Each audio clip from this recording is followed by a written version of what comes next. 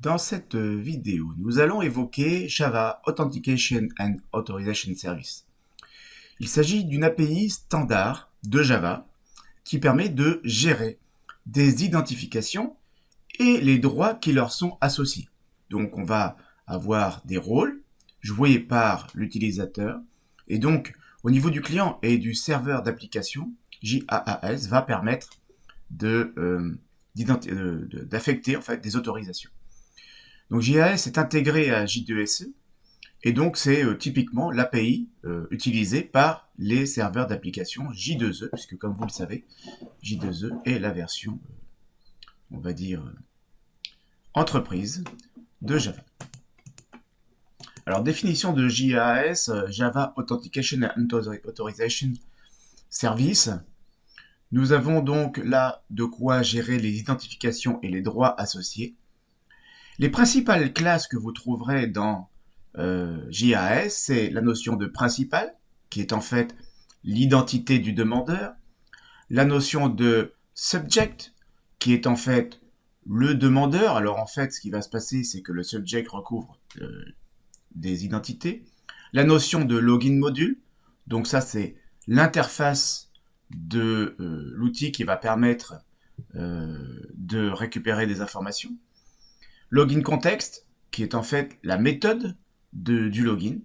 Et puis la callback, ce qu'ils appellent la callback, c'est tout simplement l'interface de la demande. Donc avec ces quelques éléments, ce modèle va être répété, quelle que soit l'application Java qui en a besoin. Alors typiquement, évidemment, au niveau de J2E, vous mettez en œuvre, mais en réalité, je le répète, JAS est intégré à J2SE, c'est-à-dire la version standard. Un petit schéma pour montrer comment ça va être mis en œuvre. Alors cette mise en œuvre, vous la trouvez aussi bien dans JBoss que BEA, WebLogic, etc. Nous avons donc les différents éléments qui sont présentés sous forme de diagramme UML. Donc tout le monde est spécialiste de l'UML, ça tombe bien.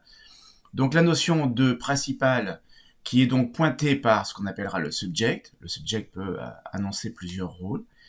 Et puis donc le login a besoin donc de cette notion de subject. Et ensuite, en fonction des informations qui sont récupérées, eh bien, vous avez donc des callbacks qui sont appelés. Voilà, en conclusion, donc, dans le monde Java, nous avons une solution générale et bien répandue qui est JAAS, et faisant partie donc de J2SE, et utilisée par les composants J2E. Si l'on veut mettre en œuvre JAS, eh bien, il va falloir disposer d'un serveur d'application. Vous trouverez de la documentation sur JAS, en particulier en fonction des serveurs. C'est ça le problème ici dans la mise en œuvre, c'est qu'il va falloir prendre des exemples précis. Donc, au niveau des EJB, bien sûr, comme vous le savez, J2E préconise dans son profil complet la mise en œuvre des EJB. Et vous avez donc un petit schéma ici qui vous montre quelle est la relation entre le client. Alors le client, lui, ce qu'il cherche à faire, c'est évidemment de se connecter au serveur. Et entre client et le serveur, ici JBoss, on va avoir une discussion autour du principal. Donc les EJB sont concernés, le JBoss ici, et côté serveur, bon, BEA, WebLogic aussi, tout pareillement.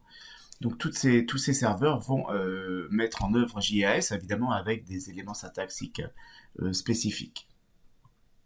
Voilà, donc je vous remercie d'avoir suivi cette petite vidéo. Nous avons évoqué la JAAS, donc cette API faisant partie de J2SE que vous retrouverez dans les applications J2E.